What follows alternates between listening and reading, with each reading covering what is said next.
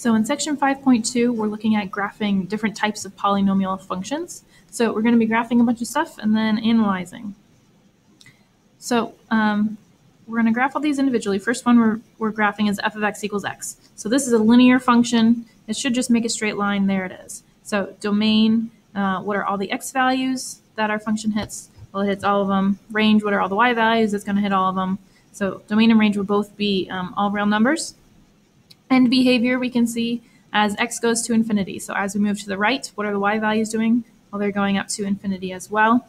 As x goes to negative infinity, what are the y values doing?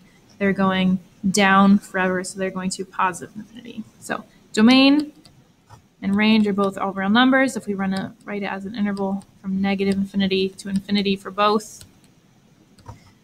So this was positive infinity, and that one was negative infinity. So next one we're graphing is f of x equals x squared. So I'm going to turn that graph off, and I'm going to turn this one on. So next one we're graphing f of x equals x squared. Let's graph it. Domain, all the x values. If you notice, it's going to the left to infinity, it's going to the right to infinity. So the domain should still be all real numbers. Range, however, we're not going down anywhere. We've got a minimum y value. That's going to be at 0, but then it goes up forever into positive infinity. As x goes to positive infinity, what are the y values doing? So as we go to the right, the y values are going up. As x goes to negative infinity, as we look to the left, what are the y values doing? They're going up as well. So domain, again, domain is the same. Still all real numbers. Range this time, smallest y value is 0, goes up to positive infinity. And both of these are going up to positive infinity as well. Next one we want to graph is x cubed. My graph will open up. So we want to not graph this one anymore. We want to graph the x cubed function. So looking at this cubic function, domain, what are all the x values? We're going down and to the left, we're going up and to the right. So the domain and range on both should be all real numbers. End behavior, as x goes to positive infinity, as we look to the right on the graph, what are the y values doing? They're going up to positive infinity. As x goes to negative infinity, as we move to the left, what are the y values doing? They're going down to negative infinity. So all real numbers, positive infinity, and negative infinity. X to the fourth. Let's graph it. We want to get rid of our x cubed. We want to graph x to the fourth. Let's see what happens. Well, it looks similar to our parabola, maybe a little more narrow. So domain, we're going left forever, we're going right forever. Domain is all real numbers. Range, again, we've got a minimum y value. It's there at 0, but then we're going up forever to positive infinity. As x goes to positive infinity, as we move to the right, what are the y values doing? They're moving up. As x goes to negative infinity, as we move to the left, what are the y values doing? They're going up as well. All numbers, 0 to infinity, positive infinity, positive infinity. Next one is, I forget what this is called, x to the fifth. We're graphing x to the fifth. Let's move over here. I'm done with x to the fourth. I'm going to graph x to the fifth. There we go. Graph it. Looks similar to our x cubed. We're going down and left forever. We're going up and right forever. So our domain and range should still be all real numbers for both.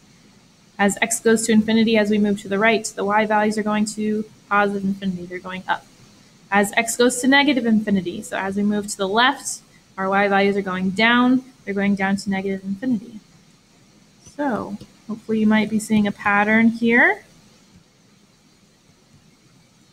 If so, you might be able to predict a little bit about what x to the sixth is going to look like. So we're going to be done with our x to the fifth, if I can get down there. And we're going to graph x to the sixth. Let's see what this one looks like. Okay, so again, it looks similar to our parabola.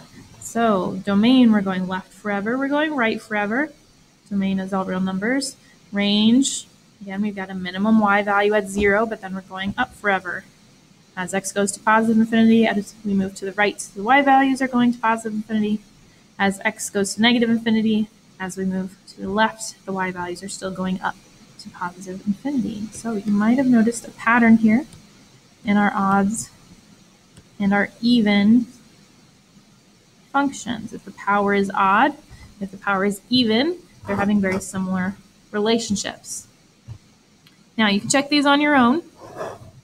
It's the same idea though. This time we're graphing the negative values of these functions. So f of x is negative x squared, negative x cubed, so on and so forth. We're still going to have the same patterns.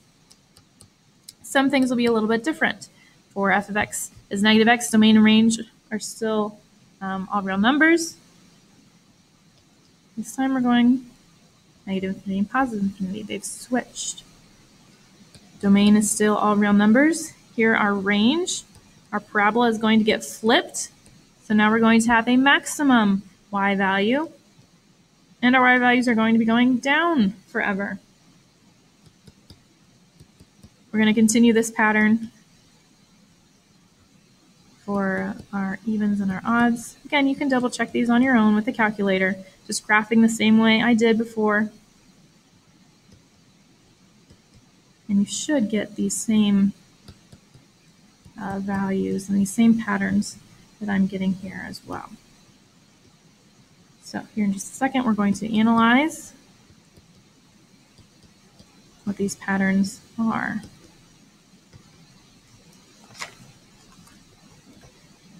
So what can we generalize about the results from what we've explored about our functions here? Now you'll notice domain on all of our functions was all real numbers. Didn't matter which function, the domain was all real numbers. The range. If we had an odd power, the range was all real numbers. So that was x cubed, x to the fifth. If it was an even power, if it was the regular function, the range went from 0 to positive infinity. So that was x squared, x to the fourth, x to the sixth. If it was the negative version, it was from negative infinity to 0.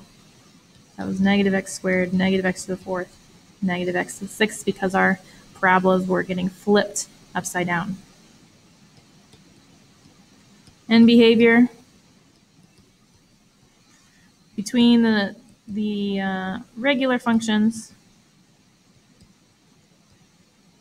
and the opposites. Let's call them the negatives. So between regular function and their negative functions, the end behavior was always opposite.